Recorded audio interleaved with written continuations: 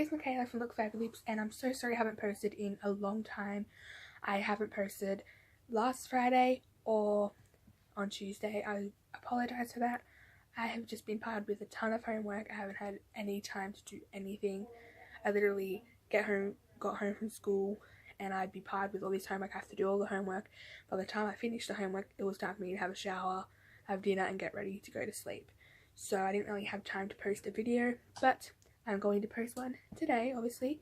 So if you didn't already tell from the title, I'm going to be doing a story time video. I've never done one of these before, so I hope you guys enjoy it and let me know if you would like to see more story time videos. So let's get started. Okay, so as you saw from the title, this story time is going to be about my diagnosis with asthma. So I found out I had asthma when I was about 4 years old. I'm 14 now, so that was 10 years ago. Basically, I was homesick from school and Mum was getting ready to go out. I was laying down in the lounge watching some TV waiting for my grandparents to arrive, and I was really sick. Like, the doctors weren't too sure what was going on. They thought it was just like bronchitis or something. So my mum was getting ready and I felt a bit weird, and so I'm like, Mum, can you come here? I don't feel so good. And when she came out, I was blue, and by blue I literally mean blue, like, I don't know, like not like a bright blue, but like in between light and dark. So I had blue all around my mouth, had my face was turning blue, and the reason for that is because I couldn't breathe properly. So I was rushed to hospital. I can't remember if I went in an ambulance or if my grandparents arrived. I don't exactly remember. So I got to hospital and I don't exactly remember everything after that. It was all a blur because, I mean, I couldn't breathe properly. They got me in straight away. Basically, I was in hospital for like a long time. I was in resus for a week, and I had a nurse by my bedside 24/7, and I actually almost died in my sleep, which is pretty scary to think that I probably wouldn't have been here today if the nurses weren't so good. And I mean, it was not only was it scary for me, but it would have been very scary for my mother too. This is like, I don't know, it's like bringing flashbacks that I don't really like. And then I remember just being in hospital, being very unwell. I think I finally got released like after 2-3 weeks. I think might have been 4 weeks. They finally released me, and I had all these puffers and stuff that I had to take. And through the years, my asthma has been pretty bad. I've been on many different what are they called? Inhalers? I think that's what they're called. Puffers, inhalers, whatever you call them. So when I was first diagnosed, they gave me Flexitide, and normally when you're a kid you want to take Flexitide Junior, but my asthma was so bad that I had to take the adult one. The Flexitide is the orange puffer. I'm not sure if they still sell it. I think they do, but I'm not too sure. Sorry. And I used to have to take 2 puffs of that morning and night, and also had Ventolin, which, I mean, I'm pretty sure every asthmatic has Ventolin. I still use it to this day, obviously. And obviously, because I was only 4, I can only take 6 puffs every 20 minutes if needed. But now that I'm older, when I'm having an asthma attack, I can take 12 puffs every 20 minutes. And if I have to have more, like if I have to have it every 20 minutes, like 3 times in a row, then obviously I have to go to the hospital. And they have to keep an eye on me. But I was on that for quite a long time. I think 5-6 years I think I was on that.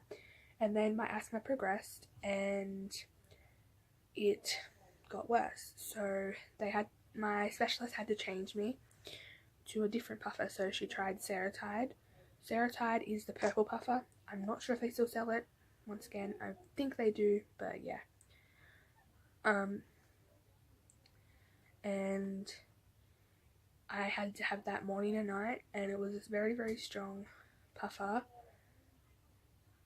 and I had to rinse my mouth out afterwards every time, and if I forgot to take it, my asthma would be really, really bad and I'd end up in the hospital, so that was really annoying.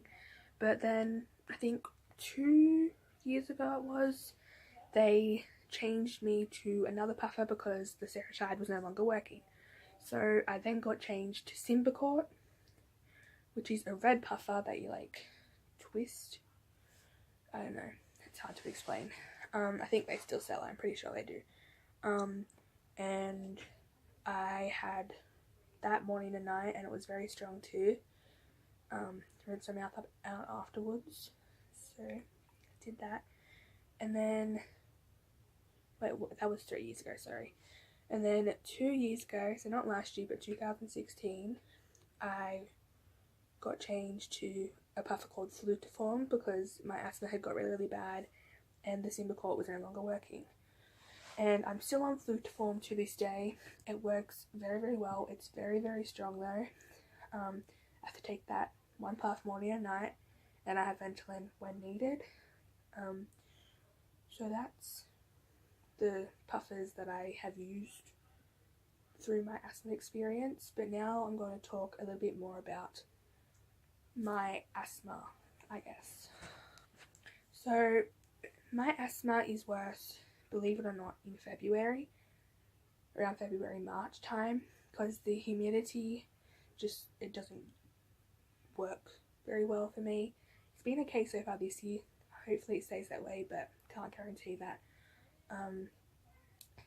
And I remember that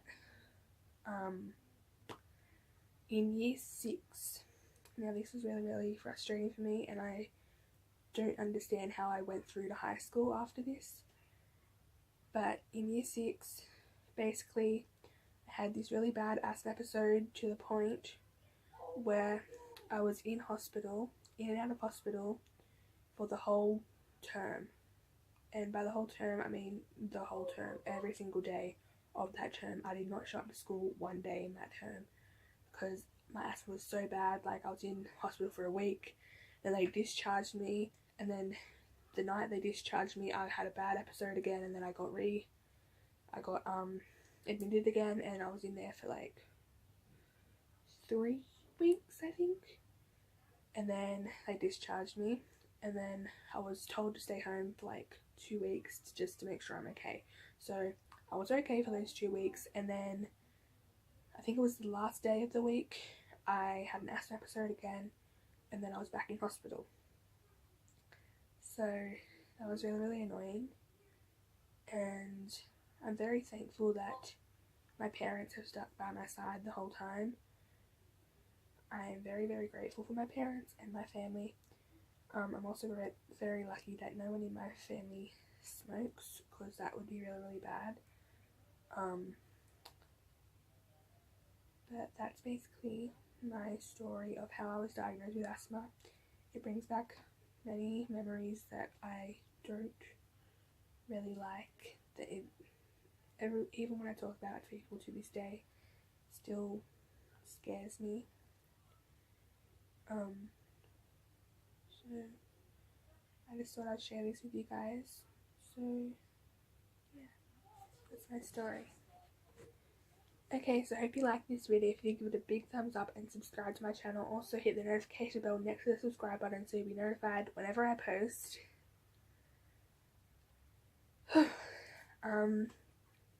Let me know what other videos you'd like to see. If you'd like to see more storytime videos, I'd be more than welcome to just sit down and tell you guys a story.